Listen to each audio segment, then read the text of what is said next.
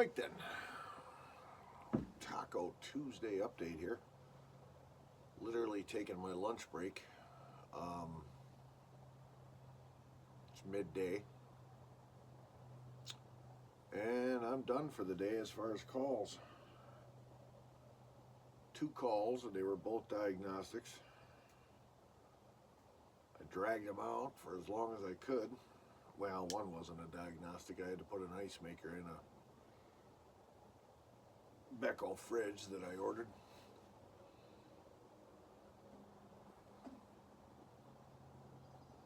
Yeah.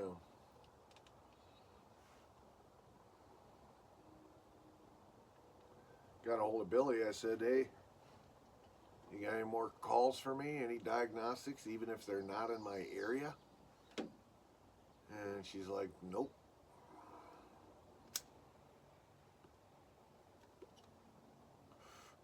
We're caught up and we're slow.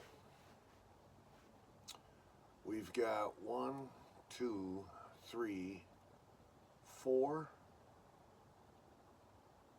that I know of service guys working the central Wisconsin area, and then there's me working the Northwood.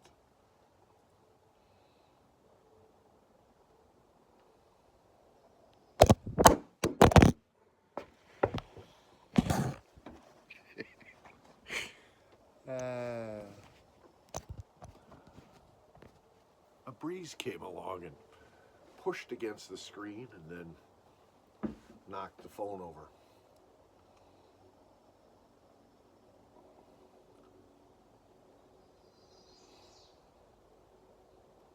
Anyway, so I'm actually taking the lunch break so I don't miss out on 30 minutes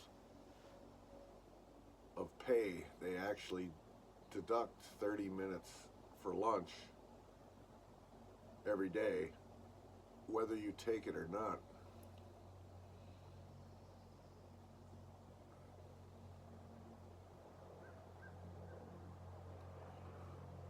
So on heavy days, I don't even punch out and stop for lunch. I just run till I'm done. Well, I'm actually donating 30 minutes of my time for free to the company for work. Yeah. Because they take it off automatically, whether I use it or not.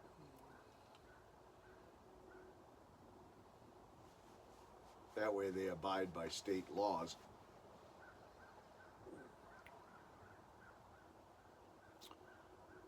So my first call today was close to the shop. Diagnostic on a portable dishwasher. It wasn't working. Pretty much brand new. I get to the house. Wow. I was actually going to run covert video for the vlog here so you could see some of the situations that I get into.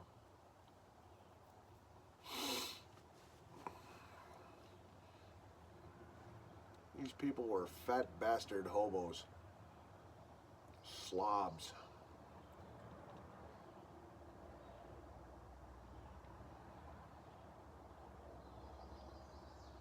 The house, the yard was all full of junk cars, garbage. Yeah, it was a pretty good indicator right away. Bags of garbage sitting outside, stinking up the place.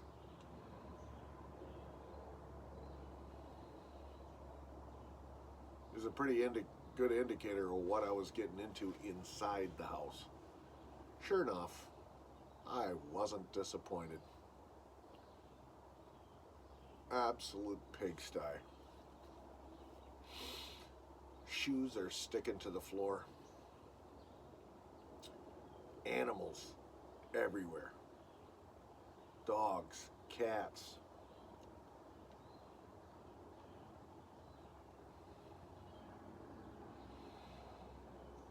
there was a guy laying in a recliner, and if it wouldn't have been for the lady talking,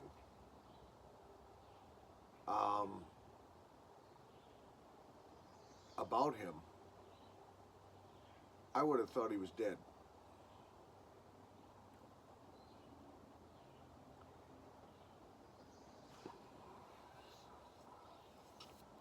Laying in the chair, looked like he was dead.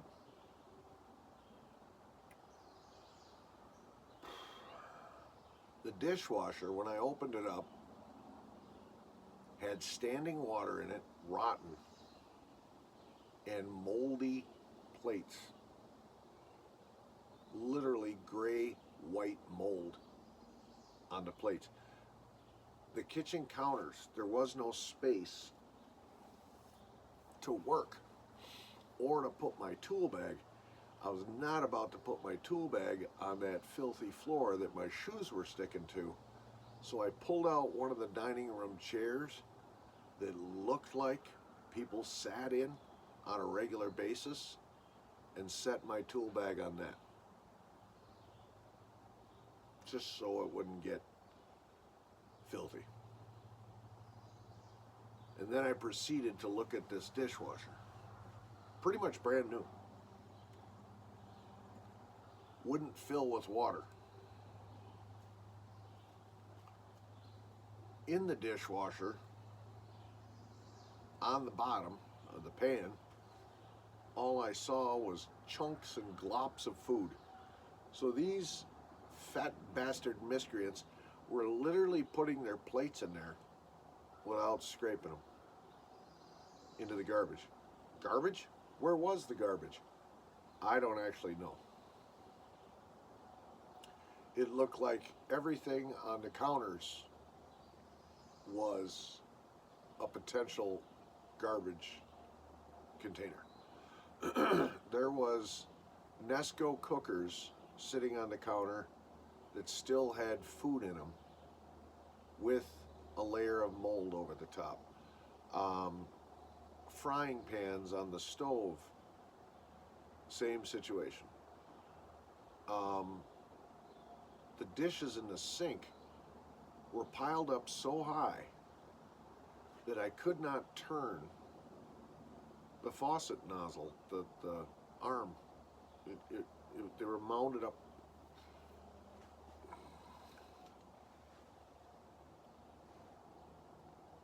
Horrible.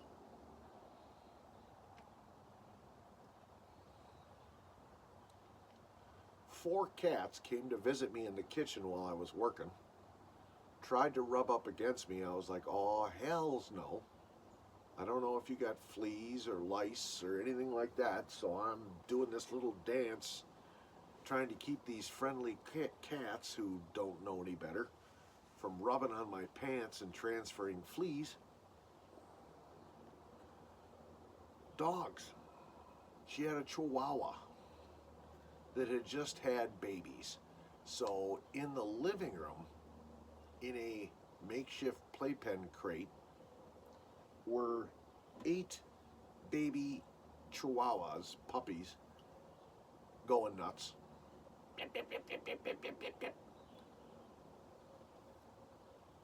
The mama was walking around, nipples dragging on the filthy floor. There was another dog, I don't know what it was, a Pekingese or something.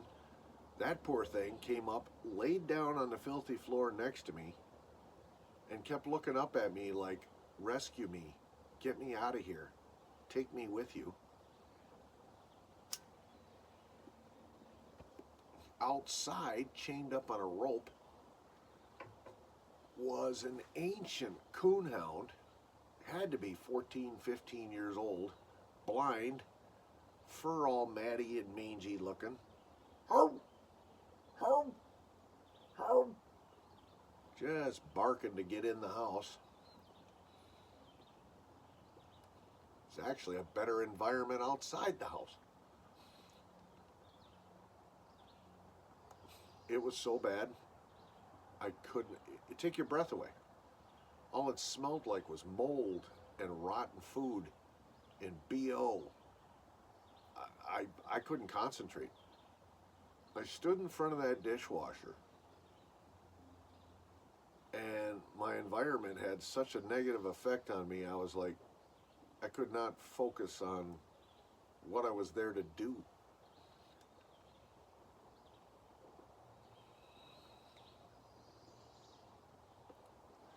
Now, JC has said in the past, if you run into an environment like that, you can refuse to do the call. I've done that before on the Indian reservation. I went to a house that was infested with cockroaches. Windows were smashed out. Bags of garbage piled up in the yard. Flies, maggots. And I took pictures. And I told JC, I said, I'm not going in there. No, I'm not coming out with cockroach eggs wedged into the cracks of my shoes and then I transfer them home. No. So we got out of doing that call.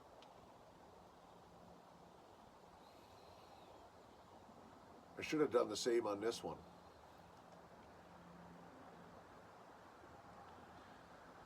But health and social services should have been called on this one too, just because of the critters.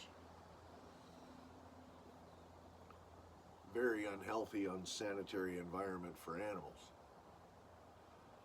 I don't know how people can live like this. Get up every morning, go into your kitchen, and it's just nothing but a moldy, rotten mess. Cook your food, leave it in the vessel that you cook it in for days or weeks to the point where it gets a scum layer of mold over the top. What?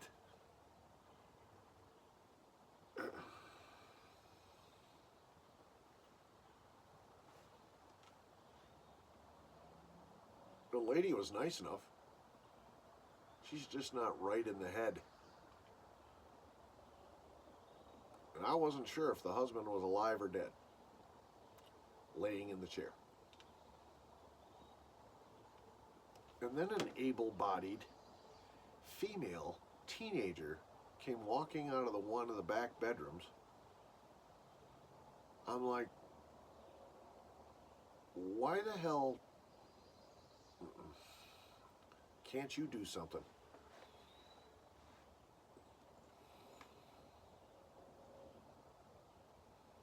Couldn't believe it. And I was so distracted by the environment, I could not focus on the call. So I found myself standing there doing Einstein's definition of insanity, repeating the same thing over and over and over again that has failed, but expecting different results. So I was trying to get the dishwasher to work. So I kept canceling out the cycle. The drain pump worked. Yeah, it pumped out the rotten water. I couldn't get it to fill with water. So I finally was able to grab a somewhat clean kettle sitting somewhere in that filthy kitchen. I was able to pull out the sprayer hose from the sink, lay it over the top of the mound of filthy dishes, and fill up that kettle with hot water, which then I poured into the cabinet of the dishwasher. And then I started a cycle, and the dishwasher worked. Started spraying the water around. Moldy water, rotten water.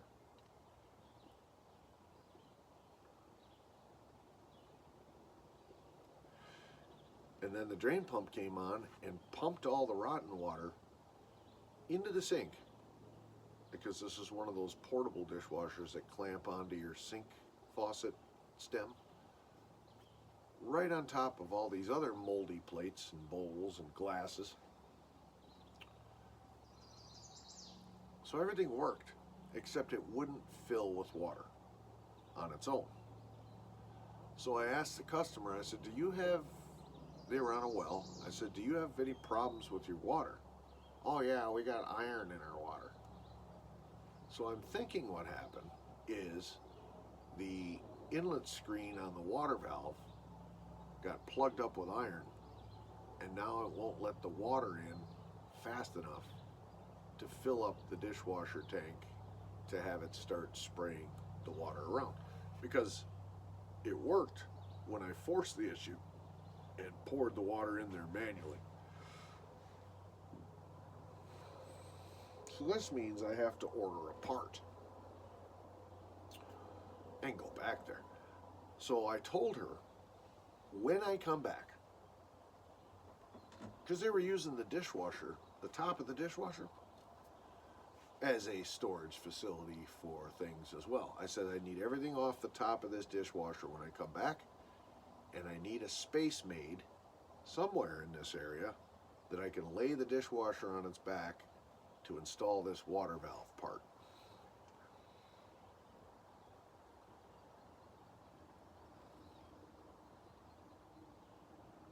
Okay. FML.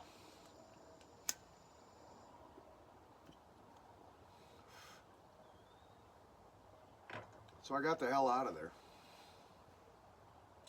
Yeah, no sooner do I quit smoking, my lungs feel great. I mean, inhaling cigars. Again, I'm not inhaling this.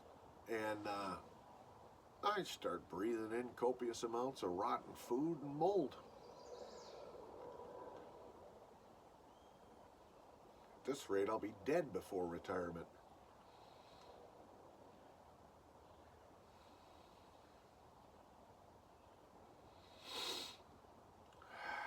Second call is way out in the western side of the state. I had to drive right by that tree again that has all those oyster mushrooms on it.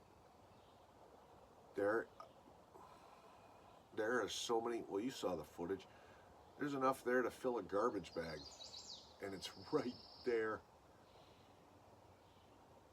Oh my God, I was so tempted. But I studied the ditch, and the ditch is all full of water, and I'm wearing my Converse shoes today, not hip waders. There's no way I could get over there and get it. Oh, they're just sitting there calling me.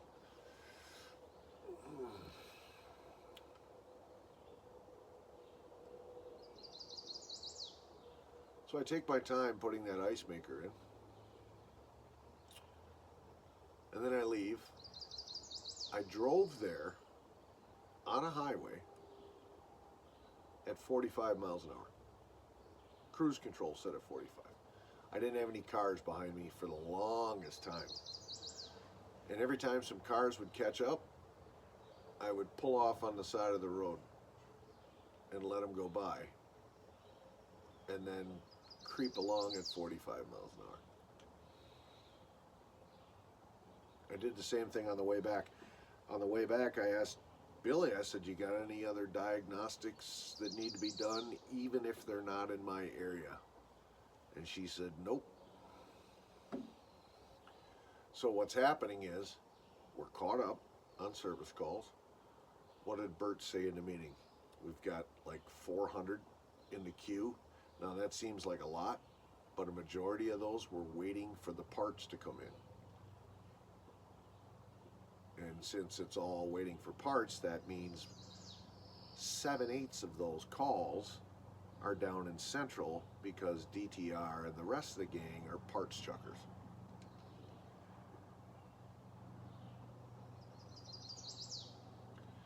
Maybe that's the key to filling up the day with work and job security and longevity, is to actually order parts for somebody's appliance, whether it needs it or not, just so you have to go back and it gives you something to do on another day.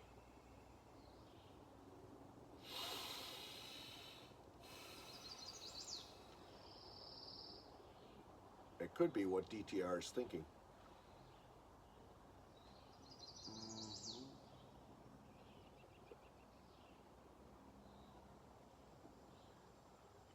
I don't know. So Billy said she didn't have any add-ons, so I told her, I said, I'm coming to the lake house and I'm going to clean my van. So that's what I'm going to do. I'm going to grab my shop vac here and I'm going to vacuum out the van and I'm going to wipe down the dash and the doors and things like this. I'm going to clean it up a little bit. And that'll eat up some clock. Yep. That's about all I can do. And I can only do that once. Once the van is clean, the van's clean. It's not like I can do it again tomorrow.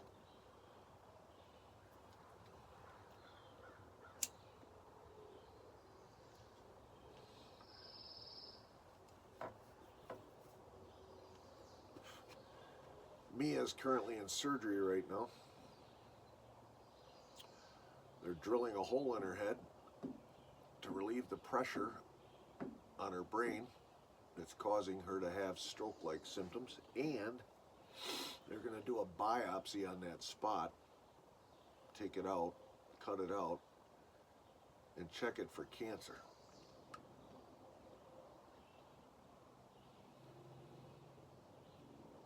Now, she's worked a long time on getting her hair back. She used to have long blonde hair all the way down to her ass. And they shaved her head when she was down at the rehab center before. And she had other surgery, and that messed her up. So she's been working hard on getting her golden locks back. I certainly hope they don't shave her head again. That'll mess her up more mentally.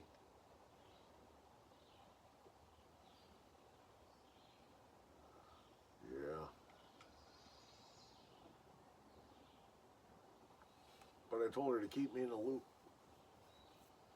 When she gets out of it, let me know how it went, whatnot.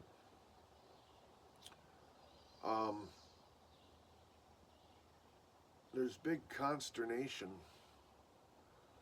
from Scrunchy concerning Mia and the possibility that Mia is playing games and wants to get back with me.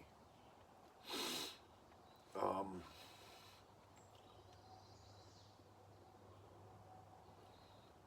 better go. I think my 30 minutes is up. Yep. So I'm going to go stop the time clock for my lunch break.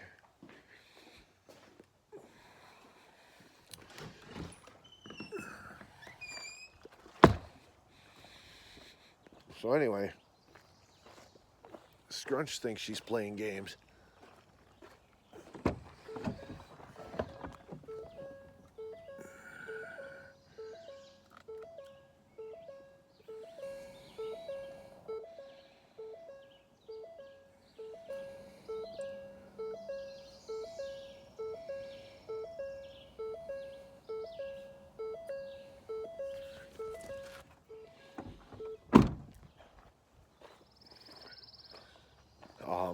Subversive ways of trying to get back with me.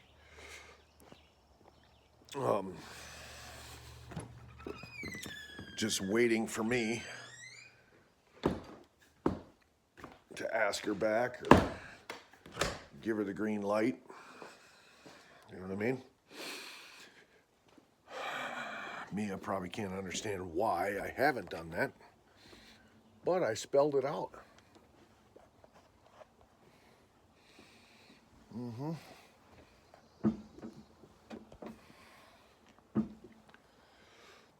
She doesn't qualify, unfortunately.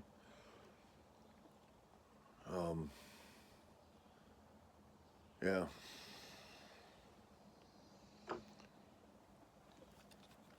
But what Mia did last night was contact me and say,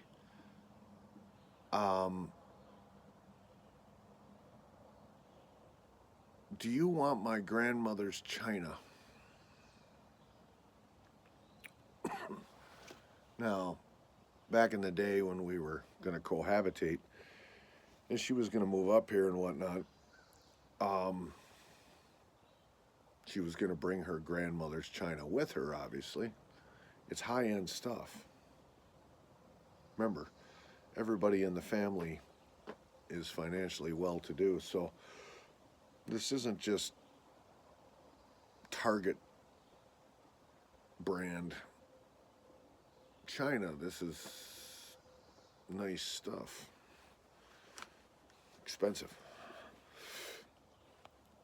Well, when Mia was going to move to the lake house here, she was going to bring it with her, and then that would be, if we were to entertain as hoity-toity highbrows, like when her family comes to town or something to visit here, that would be the stuff we would use to eat off of. Yeah, so she asked me, do you still want my grandmother's china? I was going to donate that to the lake house, and I still want to donate it to the lake house. And I'm like, what? Number one, why are you so anxious to get rid of your grandmother's stuff? It's a family heirloom. It should be handed down from you to your daughter.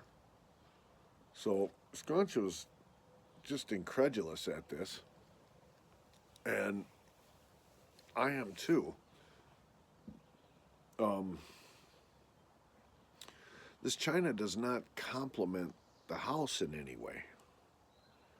It's not, it doesn't have a outdoorsy, woodsy, cabin-themed motif on it. It's blue with a pure silver trim around the outside. It's not lake house stuff. So I said to Mia, I says, how come you're not handing it down generation, pass it on through the generations to your daughter? She doesn't want it. What? She doesn't need it. She doesn't want it. Need it? It's not about somebody needing it. It's about keeping generational history in the family. It gets passed from grandma down to daughter, who would be Mia, down to her daughter, who would be the diva, down to her daughter, who would be the 7-year-old. You know what I mean? That's tradition. That's how it's done. Apparently not. She doesn't want it. Well, there's a nice kick in the bag. If you don't want it, I'm going to donate it to the thrift store. I'll say it again. High-end, expensive stuff. Yeah. So what Scrunchy thinks is going on here is this is Mia playing a game to get items of hers in the lake house that remind me of her for the rest of days. And you know what? She could be right. Yeah. Mia could be playing some sort of mind game where she inserts personal items into my living space that at one point was going to be our living space as a daily or frequent reminder of Mia. In other words, every time I look at them, oh, that's Mia's grandma's stuff. Oh, Mia bought that for the lake house. You know what I mean? It's a psychology thing. Triggers. To trigger a lasting memory and legacy of Mia. Here. Yeah, it's kind of glaringly obvious, isn't it? Yeah. So, of course, Scrunchy doesn't want me to do it. But, and this is going to sound kind of harsh, I might do it. Take the china and sell it and make some good money.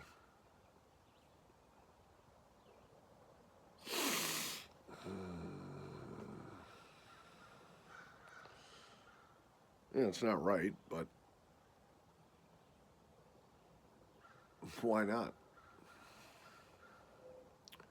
It could be useful to pay a bill or buy a tool or something along those lines. You know what I mean? I wouldn't dare keep it at the house and actually use it, crack it out for entertaining purposes.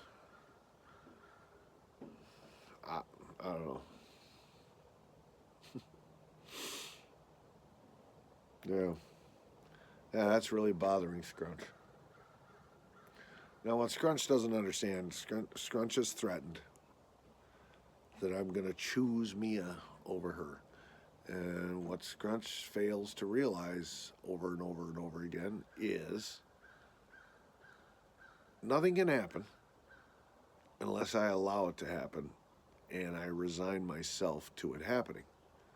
Doesn't matter how much stuff Mia donates to the lake house endeavor, it doesn't mean that she's a shoo-in to come back. No. Mia may think this in her mind. She may think, well, I don't understand. I'm letting him keep all the stuff that I bought for the lake house to contribute, and I donated my grandmother's fine china, high-end, expensive fine china, and he's still not taking me back? What the heck? Yeah. I never intended on taking you back. There's not much you could do to convince me to take you back. Because we are actually not compatible after all. Yeah. So, Scrunch thinks Mia's playing a game, trying to get back into my good graces, which it's kind of obvious that she is. And it's not going to work. So Scrunch is getting all frustrated and pissy, snappy. Yeah. Because she's threatened. Yeah. She wants to live the dream life on the lake house. At the lake house. She wants the magic meat pipe.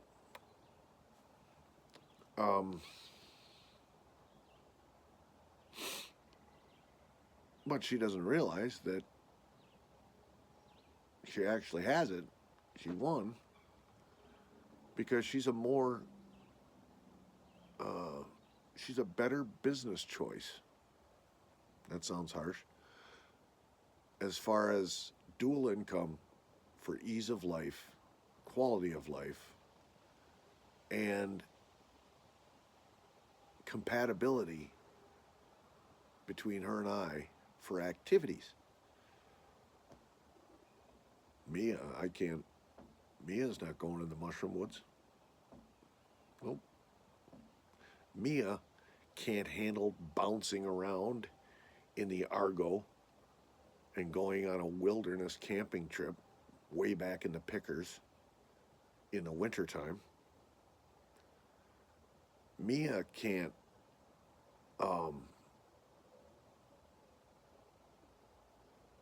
well, she likes to fish, but she's not like Scrunch, who's obsessed about that as well in a way.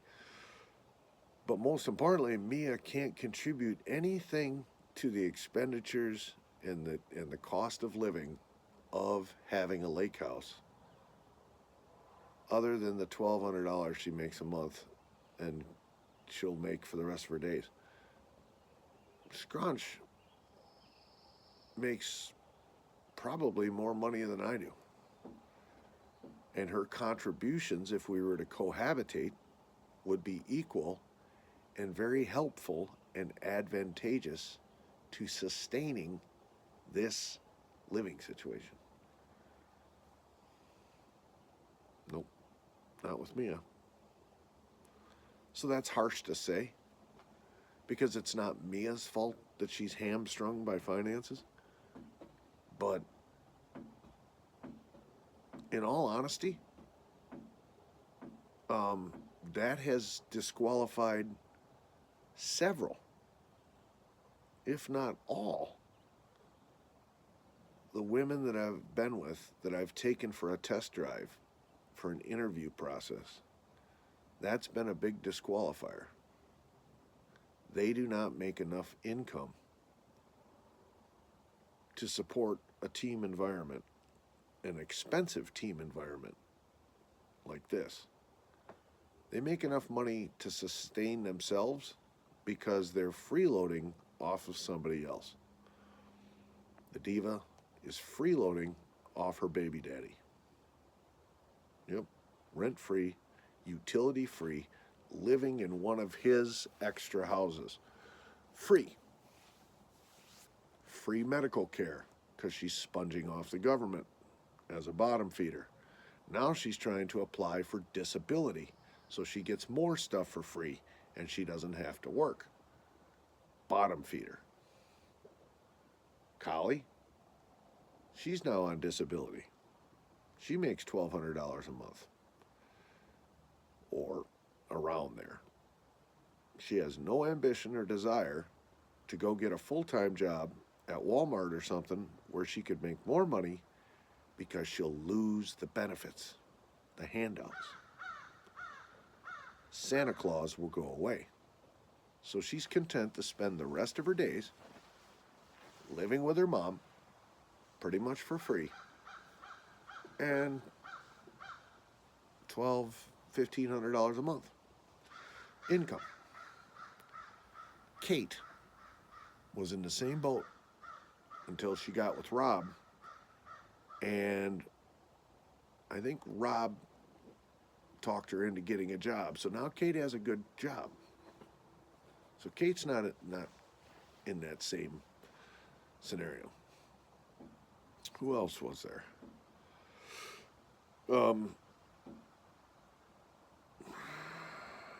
I can't think of any. So now Mia's in that same category. She can't make any more than $1,200 a month, or she'll lose all her free handouts. Can't pay for a lake house that way. Sorry. So Scrunchy is a very viable option. Yep. And she understands how it's done. So there it is. What else? That's about all I got. So I'm going to sign off. I'm going to go out, vacuum out my van, clean some things up, try to get some hours. And I think if I come home, I had a hell of a time waking up this morning. Yeah, I could have slept another 2 hours. So I think when I come home this afternoon, it's cold, it's gray. I think I'm going to take a nap. And then I'll pick a project and I'll work on it until dark. If it clears out a little bit, I might go out, try to get my string stretched, try to catch the fish that stole my lures. But maybe I won't. We'll see. So, talk to you soon.